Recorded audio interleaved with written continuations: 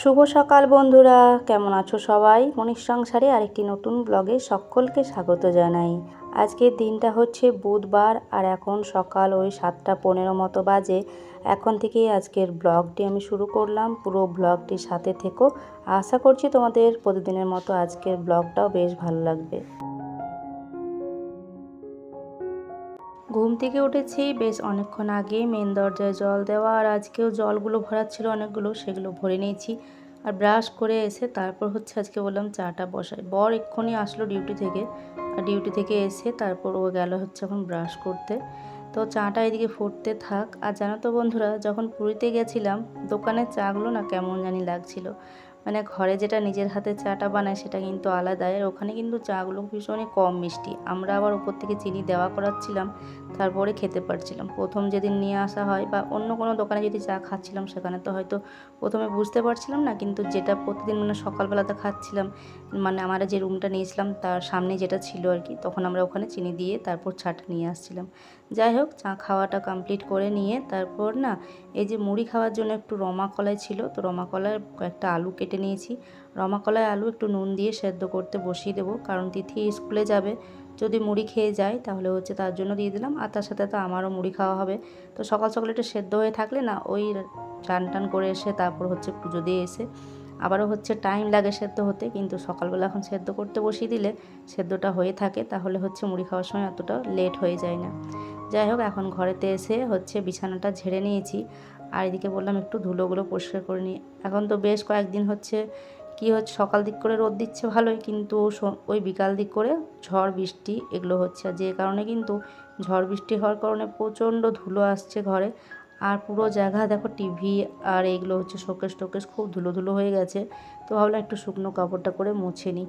আমার মেয়ে যত বড় হচ্ছে তত যেন আরও মানে কি বলবো, বড় হলে মানুষ একটু ঘর দৌড় পরিষ্কার করতে শেখে। তবে আমার এই আয়নাটা দেখছো, আয়নাটার অবস্থাটা কিন্তু এরকমটা আমার মেয়েই করে। কি জানি কোন দিক দিয়ে জল হাত দিয়ে আসে বা কোথাও কোনো হাত দিল, দেখো আয়নাটার হাত কেমন জানি দেখাচ্ছে, দেখো পুরো ক্যামেরাতে বোঝা যাচ্ছে। ঝড় বৃষ্টি যে শুরু হবে অমনি আর কি টিভিটাও খারাপ হয়ে যাবে, জানো তো। টিভি যদিও আমি তো চালাই না, টিভি দেখি না আমি ঘরে, বলতে গেলে ওই ছেলে বেশি দেখে, ওর বাবাও দেখে মাঝে সাঝে খেলাগুলো হলে। আর তিথি খুব কমই দেখে, আমি তো দেখি না, তিথি তার থেকে কম। আর শুভ আর ওর বাবাই যেটুকু দেখে। তবে আজকে যখন টিভি চালিয়েছে তখন দেখছে টিভি আর চলছে না। ওই যে কালকেও হালকা ঝড় বৃষ্টি হয়েছিল বিকাল দিক করে, ঝড় হলেই হচ্ছে ওই যে যেটা হচ্ছে ছাদটা মতো লাগানো রয়েছে ছাদে, যেটা ওটা হচ্ছে নড়ে চড়ে যায়, দিয়ে হচ্ছে আর চলে না। যাই হোক, সকালের বাসি কাজকর্মগুলো সবটাই অফ ক্যামেরাতে সেরে নিয়েছি। আজকে অনেকটাই বেলা হয়ে গেছিলো, জানি না ওই যে কাজ মোছামুছিগুলো করতে গিয়ে। আর সকালবেলাতে আমার এক বোনজি ফোন করেছিল, যে কারণে সকালবেলা কেউ ফোন করলে কথা বললে না, মানে ফোনে কথা বললে দেরি হয়ে যায় কাজের, তো ওই আর কি। তো কী আর করবো, মানে কথা বললে ফোন করলে তো কথা বলতেই হবে।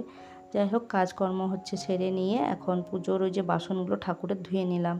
অনেক নোংরা হয়ে গেছিলো পিতলের বাসনগুলো, তাই পিতম্বরীটা দিয়ে মেজে ঘষে পরিষ্কার করে ধুয়ে নিলাম। সকালবেলা রমা আলু সেদ্ধটা করেছিলাম, তবে তখন ছনকায়নি। তিথি বললো কি মুড়ি খাবো না, ও ওই ছাতুগুলো খেয়েছিল, ছাতুগুলো খেয়ে হচ্ছে স্কুলে চলে গেছে। তো এখন হচ্ছে ছনকালাম শুকনো লঙ্কা দিয়ে একটু, আর এই তো মুড়ি খেয়ে নিলাম আমি। আর ছেলেকে জিজ্ঞেস করলাম খাবে কি না, ও বলছে খাবে না, তো ও খেলো না। কলা সেদ্ধটা অনেকটাই থেকে গেল, এবার রাত্রেবেলা যদি কেউ মুড়ি দিয়ে খায় তো খাবে, আর না হলে হয়তো কালকে আবার থেকে যাবে। ওই জন্য না করতে ইচ্ছা করে না, সবাই মিলে যদি খায় তাহলে ঠিক আছে, না হলে ওই একার জন্য করতে গেলে না বেশি হয়ে যায়। যাই হোক, এপাশে ভাতটাও হয়ে গেছিলো, ভাতটা হতে হতে ওইদিকে আলু টালু এগুলো বানিয়ে নিয়েছিলাম, আলুটা সেদ্ধ করতে দিয়েছিলাম। আজকে সবজিপাতি তেমন কিছুই ছিল না। সকালবেলাতে বরকে একবার বললাম সবজির জন্য, তো বললো যে নাইট শিফট ডিউটি করে এসেছিলো, যে কারণে বললো আজকে বললো কালকে বলতে পারতে। তো যাই হোক, সেই জন্য আর কিছু বললাম না, না নিয়ে আসলে সবজি বাড়িতে যেটা আছে সেটাই হবে। তো 2 পিস মতো মাছ ছিল, তো ওটা দিয়ে বললাম ঝোল করব। তো শুভকে বললাম 2টো ডিম নিয়ে আসতে, এই 2টো ডিম নিয়ে আসলে 2 পিস মাছ রয়েছে, 2টো ডিম আর 2টো মাছ একসাথে আলু দিয়ে ঝোল করে দেবো। কেউ ডিম খাবে, কেউ মাছ খাবে, এই আর কি। তবে শুভ বলছে যে না, ডিম টিম আনতে হয় না, ওটা দিয়ে করে দাও, সবাই ভাগ করে খাবে। তো কী আর বলবো, আনতেও গেল না, যে কারণে হচ্ছে ওই আলু দিয়ে হচ্ছে 2টো মাছ আছে 2 পিস, ওর দিয়ে আর কি ঝোল করে দেবো। তো দেখো, মশলা আলু কষানো হয়ে গেছে বেশ সুন্দর করে। এখন বেশ কিছুটা জল দিয়ে দিলাম, আর মাছ 2 পিস রয়েছে সেটা দিয়ে দেবো, ঝোলটা এদিকে ফুটতে থাকুক, ততক্ষণে আমি বাদবাকি কাজগুলো সেরে নিই। আর এরই সাথে আমার বন্ধুদের উদ্দেশ্যে বলে রাখি, যে সমস্ত বন্ধুরা আমার ভিডিওটি দেখছো, দেখার সাথে সাথে একটা লাইক করে দিও আর একটা ছোট্ট করে কমেন্ট করে জানিও যে কে কোথা থেকে ভিডিও দেখছো বা তোমাদের কেমন লাগছে ভিডিওগুলো। আর দেখো, রান্না করার সাথে সাথে কিন্তু একটু আধটু জল টল পড়ে গেলে এরকম গ্যাসটা মুছতে মুছতে থাকলে না অতটা হচ্ছে মোছার সময় কষ্ট হয় না। এপাশে দেখো মাছের ঝোলটা ফুটছে, আর ওইদিকে আমি মশলাপাতির কৌটোগুলো বললাম গুছিয়ে নিই। তারপর বেশ অনেকগুলো বাসন রয়েছে সিঙ্কে, তো ওগুলোও মেজে ধুয়ে পরিষ্কার করে নেব। ঝোলটা একটুখানি ফুটলে হচ্ছে এবার নামিয়ে দেবো। অল্প একটু ধনেপাতা থাকলে আরও বেশি ভালো হতো, কিন্তু এতেও কিন্তু খেতে কিন্তু খারাপ হয়নি।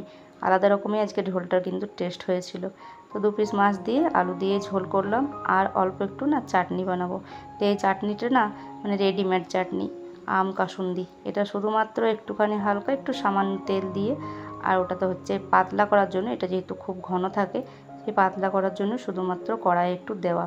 তো দেখো চাটনি একদম রেডি, তবে কড়াইটা বড় সেই জন্য চাটনিটা অল্প একটু মতো লাগছে, তবে এটা আমাদের 4 জনের 2 চামচ করে হয়ে যাবে। অল্প একটুই বানালাম, বাকিটা হচ্ছে রেখে দিয়েছি, যেমন খাওয়া হবে তেমন আর কি বানাবো। তো রেখে দিয়েছি চাটনি বানিয়ে, রান্না বান্না কমপ্লিট। কালকের অল্প একটু আহিরের ডালও রয়েছে, যেটা ফ্রিজের মধ্যে রয়েছে, খেলে বের করব, না হলে থাকবে ফ্রিজের মধ্যে ভরা। সিঙ্কে বেশ অনেকগুলো বাসনপত্র ছিল, যেগুলো ধোয়া মাজা হয়ে গেছে। এখন শুধুমাত্র গ্যাসটাকে ক্লিন করে নিলেই হচ্ছে রান্নাঘরের সমস্ত কাজ কমপ্লিট। আজকেও এই যে গ্যাসটা মুছতে মুছতেই বর চলে এসেছিল, আজকে একটু তাড়াতাড়ি এসেছে, দোকানে গেছিলো, একটু বেলা করে গেছিলো দোকানে, তারপর হচ্ছে আসলো। তো আজকে জলদি এসেছে যেহেতু, তাই হচ্ছে খাওয়া দাওয়াটাও সারা হয়ে গেছে আমাদের। 2টোর মধ্যে খাওয়া দাওয়া বাসন ধোয়া সবটাই কমপ্লিট। এক এক করে না 4 জনে 4 বার খাওয়া দাওয়া করলে ভালো লাগে না, একবারে খাওয়া দাওয়াটা হয়ে গেলেই ভালো। সে একই কাজ বারবার করে করতে ভালো লাগে না। তাই ছেলেকে বললাম আধ ঘন্টা আগে আর 1 ঘন্টা পেছনে। আমার ছেলে আবার 2টো না বাজলে খেতেই চায় না।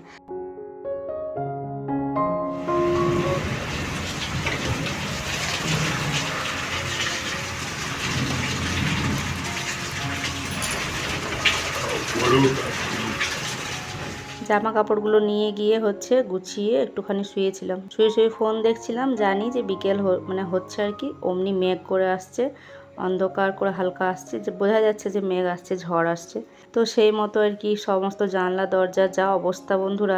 আর আজকে যে কী টাইপের ঝড় উঠেছে যে কিছু বলার নেই। আর জলের সেই মানে ঘরে ঢুকছে, জলের সমস্ত কিছু ছিটাসটা মানে ঘরে একদম। দেখো এদিকে তো আমার সিঁড়ির অবস্থা তোমরা জানোই, যারা আগে থেকে আমার ভিডিওগুলো দেখো, যে সিঁড়িতে আমার মানে বৃষ্টি পড়লে কী অবস্থা হয়। আর এদিকে দেখো বারান্দার অবস্থা, দরজার এইটুকু ফাঁক দিয়ে একদম পুরো জল, অর্ধেক মতো বারান্দা ভিজে গেছে, পাপোশটা পর্যন্ত পুরো ভিজে গেছে।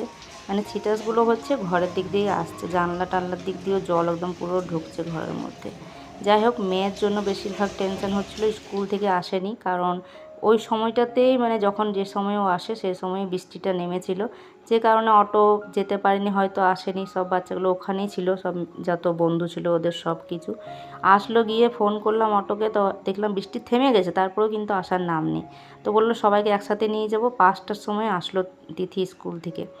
যাই হোক 5টার সময় আসলো, এসে নিয়ে ভাত খাওয়া দাওয়া করলো, বিকালের কাজকর্ম সেরে রুটি করাটা করে নিয়েছিলাম। আর ওইদিকে বসিয়েছি, অল্প একটু ফুলকপি ছিল, ফুলকপি আলু ভাজতে বসেছিলাম। এদিকে তিথিকে বললাম একটুখানি সন্ধে দিয়ে দিতে। তো দেখো এদিকে সন্ধে দিতে এসেছে, আর দরজার কাছেই তুলসী মানে টবটা পড়ে গেছে। দিয়ে আমাকে আবার ডাকছে, মা টবটা পড়ে গেছে, বেরোতেও পারছে না। ওকে আবার বলে দিলাম, তবে দিয়ে হচ্ছে ও টবটাকে বললাম নিচে নামিয়ে রেখে দিতে।